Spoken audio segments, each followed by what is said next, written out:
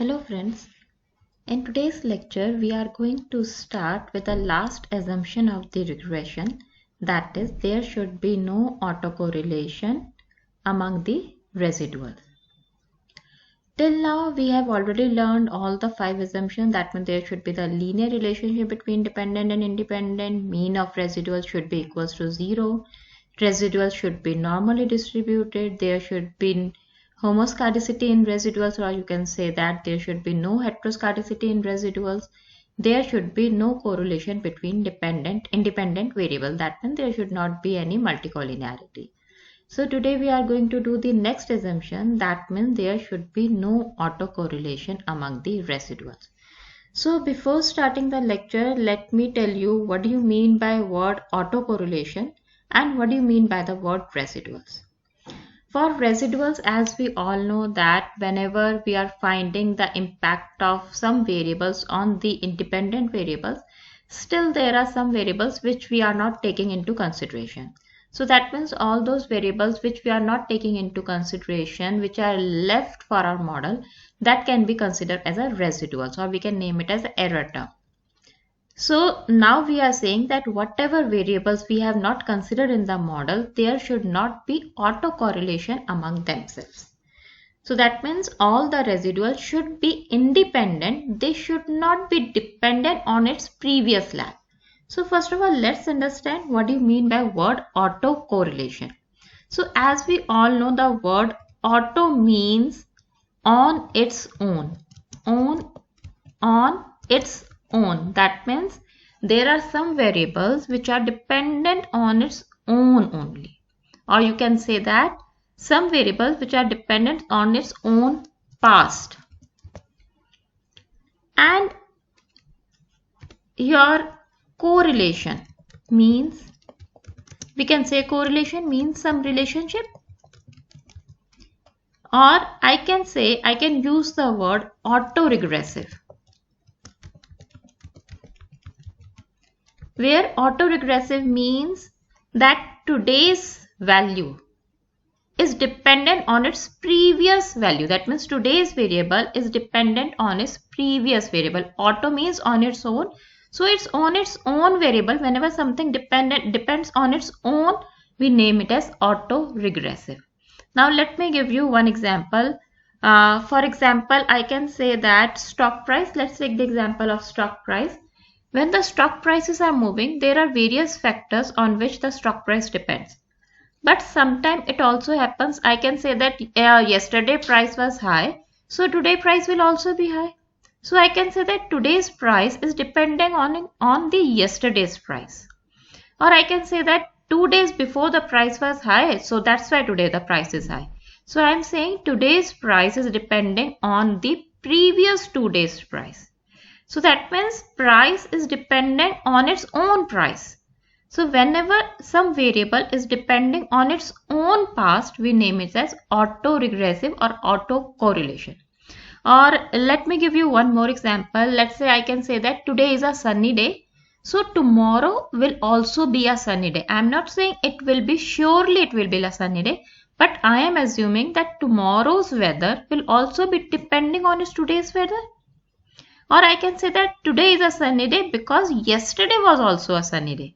So that means today weather prediction depends on yesterday's prediction, because yesterday there was a sunny day, so that's why today is a sunny day.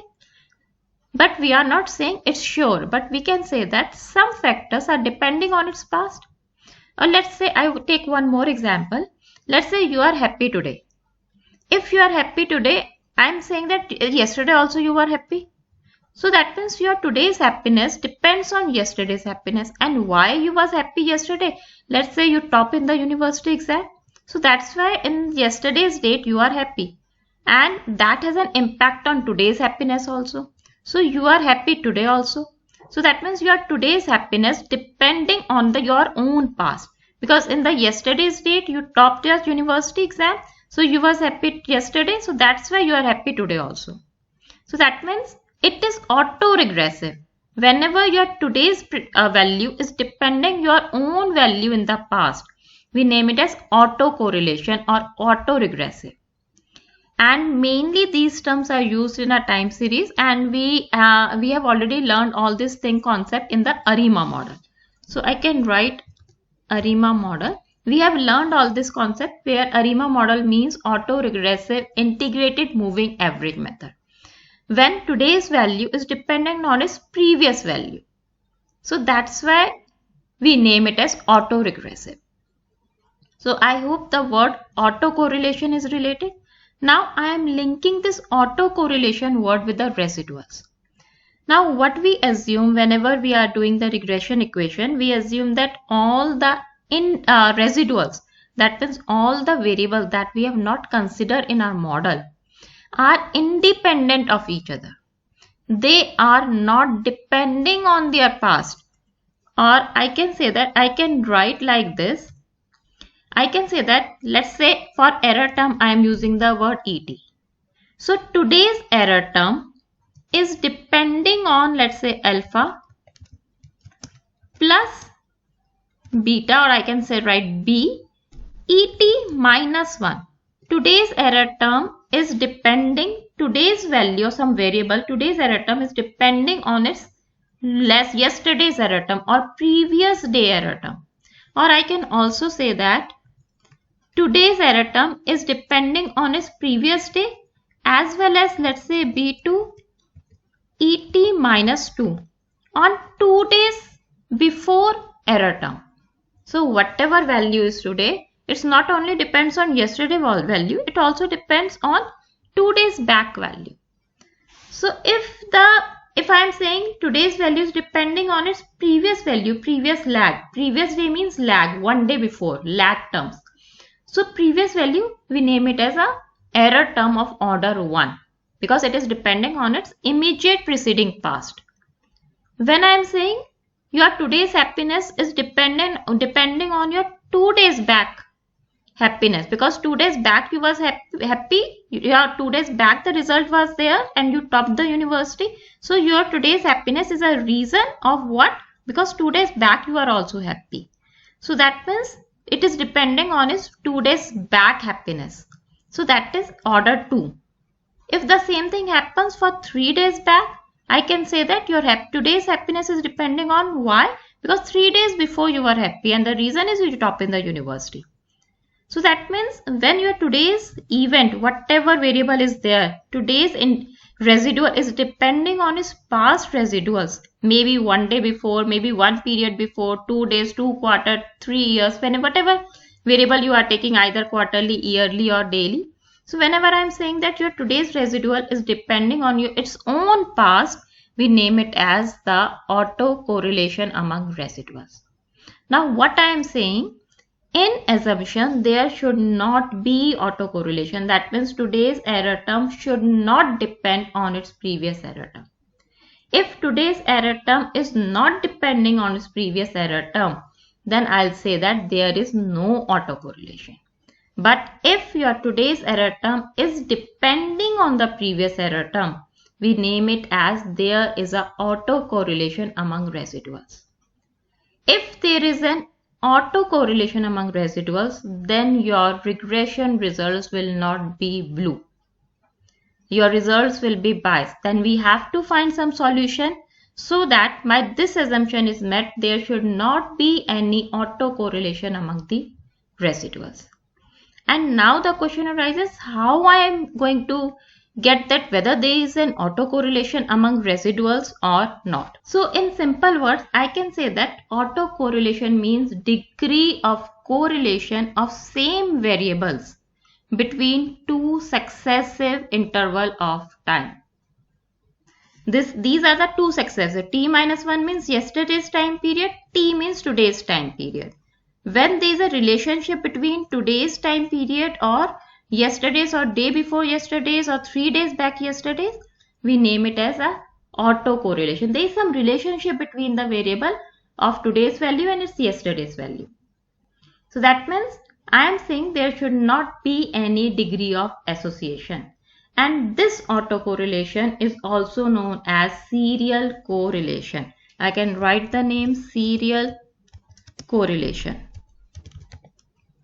So don't get confused between the autocorrelation is also known as serial correlation. So what we learn? We learn that it means today's error term is related with yesterday's error term. Because I am saying today's error term, this is ET, is depending on its yesterday. This is my independent variable. This is my dependent variable. Today's error term is depending on its past. So that's why we name it as a autocorrelation. Now, how I am going to detect whether there is a autocorrelation in my data or not? For that, we have two tests.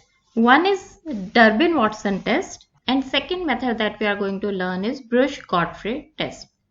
So in today's lecture, we are going to learn these two methods. So let's learn whether there is how to detect the autocorrelation among the residuals or not. So the first thing is I have to attach the file. I have already attached the same file on which we are working in the previous videos. So I have to first of all create the model. So let me create the model. So model underscore reg is equals to lm. First of all, dependent variable, that is my inflation rate, tilde sign, your FTI, plus exports, plus imports, plus USD INR. So now this is a model that we have created. So first of all, let's start with Durbin-Watson test. So before starting in R, let's understand with the basic part from where this your Durbin-Watson test results we are going to arrive at. So this is my Excel file and this is the formula for Durbin-Watson test. So Durbin-Watson test says that ET, relationship between error term and its immediate past. So whenever we are doing the Durbin-Watson test, so you should remember that Durbin-Watson test, let me go back to R. So you have to remember Durbin-Watson test is used whenever we are going to study order 1. So that means now we are studying whether today's value is dependent on its immediate past or not. Whenever we are studying for order 1, we will use Durbin-Watson test. And if you are studying more than order 1, we are going to study Breusch-Godfrey test. That means I want to study whether today's value is dependent on 2 days back value or 3 days back or 4 days back value. Then I am going to use Breusch-Godfrey test. And if I want to study that whether today's value is dependent on its immediate past value 1 day before, then I am going to study Durbin-Watson test. So that's why it's known as order 1, and Breusch-Godfrey test is known as more than order 1, maybe 2, maybe 3 days back, 4 days back, 5 days back. We use Breusch-Godfrey test to test the autocorrelation. Now let's move to the Excel part. So this is the formula ET minus 1 whole square divided by summation of ET square. So let's do it. So that means now we are saying in Durbin-Watson test we are going to study whether residuals are related to its immediate past or not. So now let's calculate how we are going to calculate the residuals. So for data analysis, I am saying for data analysis I have to put the regression part. This is my regression. Okay. My input range means your dependent variable. My inflation rate is my dependent variable. This is my input range. Input range means my independent variables. I have 3 independent variables. So these are my independent variables. I have used FDI. I have selected FDI export USD. That means labels I have selected. So I will tick labels. I require confidence level to be 95%. Now I want the result on the same file. So let me choose the cell. This is my cell. Now I have to choose because I want Durbin-Watson test. So I am saying whether residuals are related or not. So that means I'll tick residuals also because I need the residuals. I want to see the relationship between residuals. So that's why I'm just check this box residuals and let me click OK. Okay. Now these are your results. Now how I'm going to get this multiple R square, adjusted R, standard R, and ANOVA, that means how we get this sum of squares, the mean square, UF test, we are going to discuss in some other video. So let me take this, these are my residuals. So let me delete all this part, this summary. We are not related with this right now. Okay, so these are my residuals values. So instead of residuals, I can give the name as ET. Now you can see over here we require ET and ET minus 1. We have to find the relationship between ET and ET minus 1. So if I am going to take the value of second observation for this, if this is my ET, if I can say this is my ET, so ET minus 1 will be this term. So this is my ET minus 1. So I have to see whether this value is depending on its immediate past or not. Similarly, this third observation is depending on its second observation or not. This fourth observation is depending on the third observation or not, because Durbin-Watson test is an order 1, so immediate past. So what I am going to do, I am going to write ET minus 1 over here. So this is ET minus 1, previous past. So this is my term. Okay, I'll just copy it and let me paste over here. So I'm just simply copying the terms, all these residuals, and I will paste it from here. Now you can see this is ET and its ET minus 1 is previous one. So 0.22 and its previous past was 0.21. I have written over here. 0.23 is previous past was 0.22. So this is ET term and its immediate past is ET minus 1. So next term they are saying ET minus 1. First of all I have to subtract it and then square. So next will be your ET minus 1. So what I am going to do, I am going to subtract this term from this. So over here nothing is there, so I will not subtract it. So I'll start subtracting from this. Why I am not doing this? Because its previous term is not there, so I cannot find the relationship for the first order, for the first observation. So ET, so let me put the bracket, your ET term minus ET minus 1. So this is your ET minus 1. So let me drag it. Now you will see all the observations are there. I have subtracted all the observation. Now second step is saying ET minus 1 whole square. So let us write over here ET minus 1 and raised to power 2. So what I am going to do, this is equals to this term. I have to multiply this term twice. So multiply again this term. So this is your result. Now let's drag it. Either you can drag or you can double click it. You will get it. Now next what they are saying, you have to calculate ET power 2. So let us calculate ET raised to power 2, or you can write ET multiplied by ET. So this will be your, this was my ET term. So ET term starts from here. So let me write over here your ET multiply by your ET only. So you get this and then we have to drag it. Now next they are saying that you have to calculate the summation of ET minus 1 whole square and summation of ET power 2. So I have to add all these terms, then I have to add all these terms. So let us do this. So I'll write it over here. Sum of ET minus 1 raised to power 2, and over here I am going to write sum of ET raised to power 2. So let's calculate over here. So I have to calculate sum. So sum of this term. So let's drag it. So I have to calculate this. So my value is this. We have come to the value. Next is sum of ET square. So this is equals to, this is ET square. So I'll write sum of ET square. So this is your sum of ET square. And what they are saying, we have to divide these two. Sum of et minus 1 square divided by sum of et square. So this will be this term divided by this term.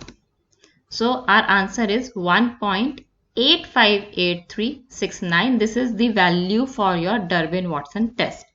So now let's come again to our R. So this is what is the reason behind how we are going to find it. Now R, whatever calculation we have done over here, these calculations are already fitted in R. So we just have to give the command over here. So you will write DW test. Short form of Durbin-Watson is DW, and over here name of the model underscore reg, and this is your value. Now let's compare whatever we got it. Now you can see this is our value. This was my value for Durbin-Watson test, 1.858369. 1.858369. If I am going to count it as a number, let me take it for number for 4 decimals. Now you can see that if I convert it into 4 decimals, it comes around to be 1.8584, and this is 1.8584. So that means this was the background that how I get this Durbin-Watson test value. Now the question arises how we are going to test whether there is an autocorrelation or not. So the value of Durbin-Watson test will range from 0 to 4. This is the value of Durbin-Watson test. If the value is from 0 to 2, we can say that there is positive correlation. And if the value is from 2 to 4, we will name it as a negative correlation. Now, when is the no correlation? If the value is 2, we name it as no correlation. That means there is no correlation among the residuals. Today's residual is not depending on its past if the value is 2. And if the value is between 3 to 4, we can say that there is a strongly negative correlation. And if the value is between it's not 1 to 2, if it is 0 to 2, we name it as a positive correlation. That means if the value is from between 0 to 1, we name it as there is a strongly positive correlation.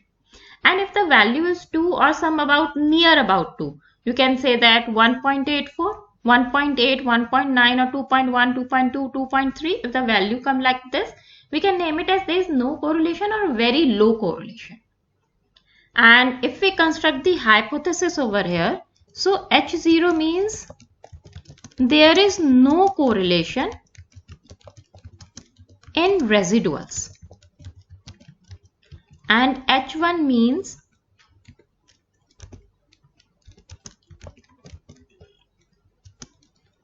there is correlation in residuals. So you have two ways to test in your Durbin-Watson test. Either I can test with the help of hypothesis, that means I can test it with the help of p-value, or I can just see the value, whether the value is between 0 to 4, and I can go with that. Now in this you will see that the value of Durbin-Watson test is 1.8584. That means it is near about 2, so which is saying that there is no correlation among themselves because it's near about 2. So the Durbin-Watson test is saying there is no correlation among my residuals. In my model, whatever the residuals are there, what are the variables that I have not considered, there is no correlation among them. So that means my assumption is fulfilled. And if I am going to use these variables, so this assumption will be fulfilled and my results will be blue. Now let's check with the p-value. Now since the p-value is more than 0.05, so we don't have any reason to reject the null hypothesis. So that means we will go with the null hypothesis, and null hypothesis also saying that there is no correlation in residuals. So that means p-value is giving me the same result as the Durbin-Watson test is giving. So that means we can say that in my data, there is no correlation among themselves in residuals. Now we are not talking about the independent variable that we have considered. We are saying in residual, there is no correlation among themselves. So this is the one way of test whenever you are testing for the first order. Now second order, whenever we are testing with the more than one order, we want to test for 2 orders, 3 orders, so that means 2 lakhs, 3 lakhs, 4 lakhs or more than that, we are going to use the this Breusch-Godfrey test. Now today I am not going to give you the details how I am going to test the Godfrey test with the help of what is the data behind. For example, I have just told you in Excel that how we are going to do it. In some other video, I am going to teach you what is the reason behind this test. Now, first of all, let's learn what R is giving us. So, what R is giving us, you can just write the formula, your command. That means BG test and model name.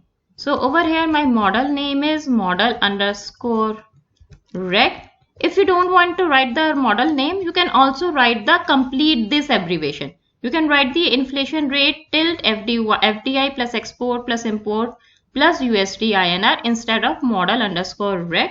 And now you have to write the order.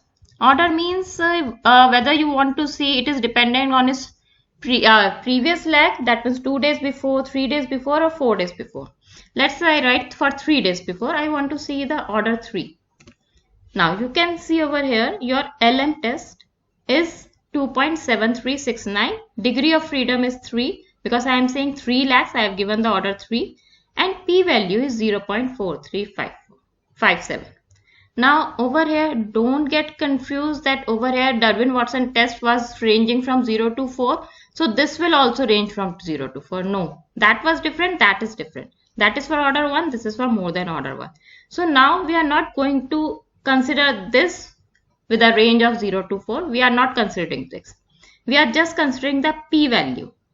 Now since you can see the P value is again more than 0.05.